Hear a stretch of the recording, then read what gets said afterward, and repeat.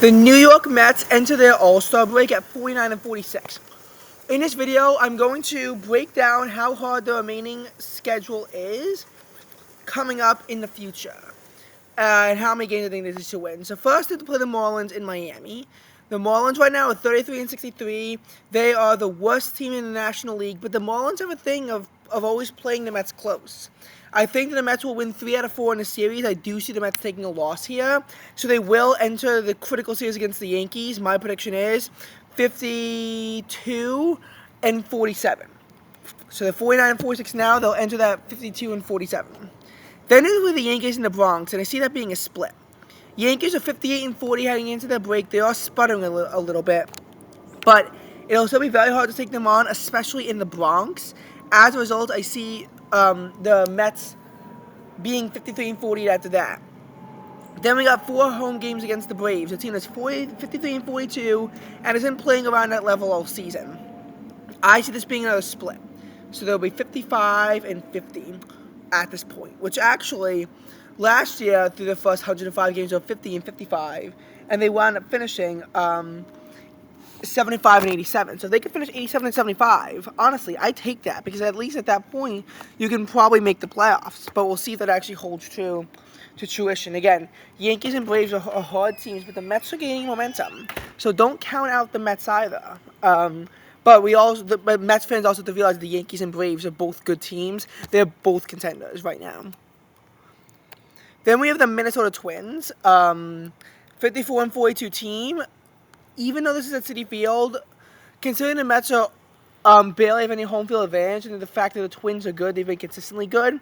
We saw them win their first playoff series since 2002 last year, and they've only gotten better. I'm not too familiar with the Twins roster, but they're a good team right now. I actually see the Mets losing 2 out of 3 in the series. They closed out.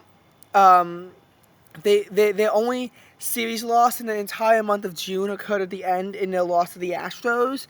I see them losing a series to the Twins 2 out of 3 to finish off July. Right now in July they're 9-5. My prediction has them going 3-4, 1-1, 2-2, 1-2.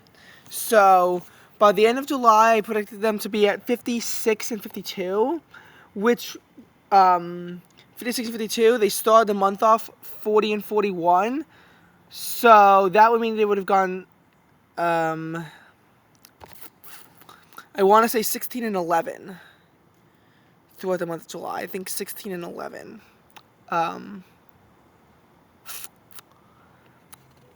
16-11. And I will say, I hate the way that the schedule is going to work, because pretty much the Mets are not going to have a day off after the All-Star break. They're going to be exhausted. They have to play like 12 consecutive games. I really hate that about the schedule. As a matter of fact, for the month of July, except for the All-Star break, they are not having a single day off.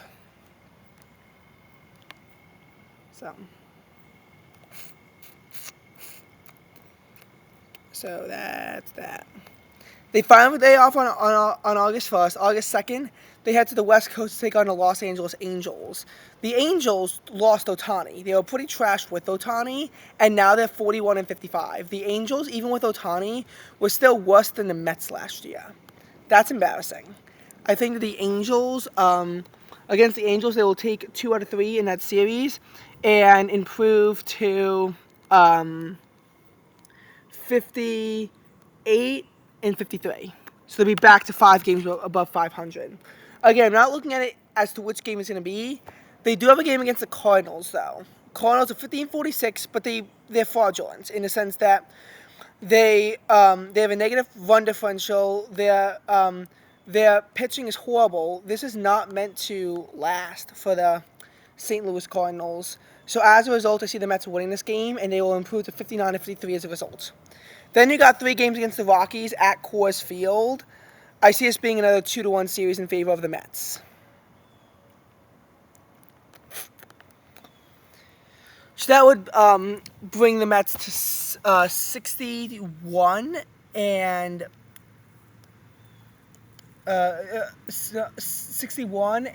50. 4. Then you got 3 games against the Mariners in Seattle, and the Mariners have been stuttering recently. They're actually very likely going to lose the AL West to the Astros. They actually have a very important series with the Astros coming up, and this series could determine the entire fate of the AL West. If the Mariners can come up with a sweep, they'll halt all the Astros with momentum. But given how they literally lost their last 3 games to the Angels, I don't see that happening. And I see this team being a team that's sputtering recently, despite having a 52-46 record. Also, remember the fact that the Mariners, even though they've always been, playoff contenders the last 3 years, they've only made it to the playoffs once, even when they have really good seasons. Last year, they choked away a 90.2% chance to win the AL West. As a result, the Mariners are an inconsistent team. I see the Mets taking 2 out of 3 against Seattle, and as a result, we'll go to 63-55. The Athletics, I think this is going to be a sweep for the Mets. I mean, at 37-61. And yes, I am aware that they just beat the Philadelphia Phillies in a series, but we know that the Phillies' success, they're going to crumble. Whether or not it's in the playoffs or the regular season, I don't know. Yes, they've been playing better as of late, but I see them losing their momentum. I see the Mets sweeping this 66-55 at this point. This is a series the Mets have to sweep. Then they got 3 games against the Marlins. I see this at Citi Field being 2-1 in favor of the Mets because, again, the Marlins always play the Mets close. That will bring us up to 68-56. Then you have to play the Orioles. The Orioles are one of the best teams in baseball right now. They're 58-38. And yes, they've been sputtering recently. They got swept by the Cubs. And they almost got swept by the Yankees, if not for a critical error on the part of the Yankees. That being said, they're still a good team. Even though they're coming to Citi Field, I see the Mets losing 2 out of 3 in a series, and as a result, they go to 69-58. Again, I'm hopeful in the Mets, but I'm not delusionally hopeful. And the Baltimore Orioles, I think, are going to be one of the toughest challenges the Mets take. Padres on the West Coast, I think this is going to be a series split. They're 50-49 right now. Yes, the Mets did sweep them at home, but you have to understand something. JD Martinez is not as good as he once was. They got swept by the Mets when the Mets were in their 7-game winning streak. You have to look at at this, there was a lot of just stuff happening. The Mets offense is not as good as it was when they played the Padres. Stuff's changed. JD Martinez is no longer as good. So I see this being a 2-2 split, 71-60 for the Mets. Then they got to play the D-backs, and they got to play them in Chase Field. And this is a series that very easily, they're 49-48 right now. This is a series that very easily could... this is a series that will determine the tiebreaker. Also, how are the Pirates at 500? I feel like when you look at this, when you look at the D-backs, they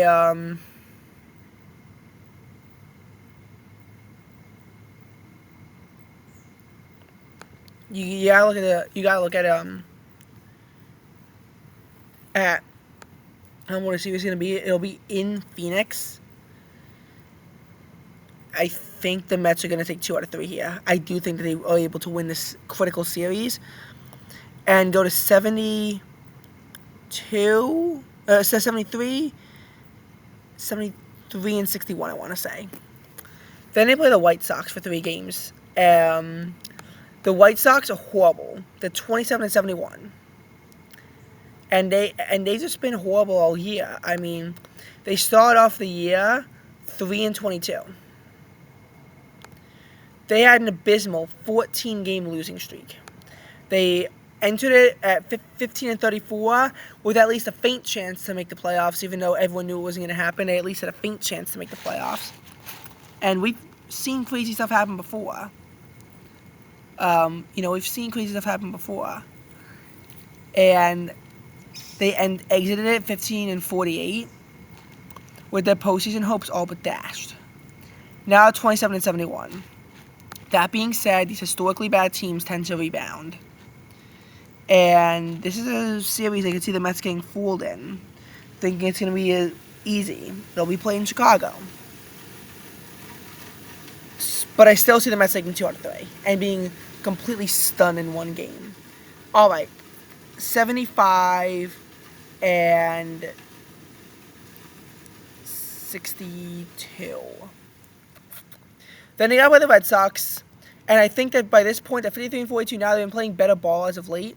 I mean, just like look at how they've been playing recently. They're the hottest team in July, or one of them. And they were also a really hot team in the month of June. With that, I think that the Red Sox take 2 out of 3 here in a critical series. So the Mets are going to fall to 76 and 64. Now, this makes me nervous because the Cubs were at 76 and 64 last year, and they're also one of my favorite teams, and they went 83 and 79 and missed the playoffs. That being said, you got to play the Reds, who are 47 and 50 right now. Should take 2 out of 3 from the Cincinnati Reds. Take 2 out of 3 from the Cincinnati Reds, and then go to 78 and 65. Then you have to play the Blue Jays in Toronto. You'll take 2 out of 3. They're 44 and 52. You'll win 2 out of 3. You should. So my prediction then goes for them to be 80 and 66. Then you have a 3-game series against the Phillies in Philadelphia. They're 62 and 34, and they're a scary team. But even when the Mets were really bad in the month of May, and the Phillies were doing were really hot, they still lost the game. And in June, they also lost the game when they played in London. So the Phillies can't sweep the Mets. I see the Phillies taking 2 out of 3, and the Mets, as a result, falling to 81 and 68, which is actually still a pretty good position to be in. Nationals, this should be a sweep. I mean, the Mets just own the Nationals. They're 44 and 53 to start off with. And while, yes, in the series they did win 2 games, I still think that the Mets bullpen will be better by then, and they won't blow those games. And July 4th was a fluke because the game was at 11 o'clock in the morning. 84 and 68. 4-game series against the Phillies at Citi Field. This should be either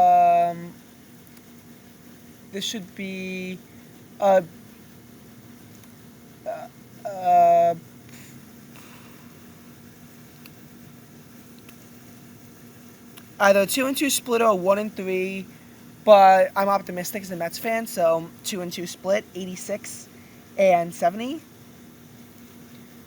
And there's 6 more games against the Braves at Atlanta. Again, they're pretty good right now, 53 and 42. With this being at the end and Atlanta probably fighting for everything, because this could determine so much, I see the Mets losing 2 out of 3 in this one. They'll be 87 and 72. Against the Brewers, they'll be playing in Milwaukee. They're 55 and 42 right now. They comfortably lead the NL Central. And, well, not comfortably, they lead the NL Central. And the Mets' first series was a sweep to the Brewers, in which only 1 game was even close. As a result, I see the Mets losing 2 out of 3. They won't really have momentum on their side. But it's not a bad schedule for the Mets. If they can keep up their momentum, I still see them finishing at 88 and 74. That should be enough to get a postseason spot with how much of a dumpster fire the National League is. I think 88 and 74 is where I predict the New York Mets will wind up at the end of the season.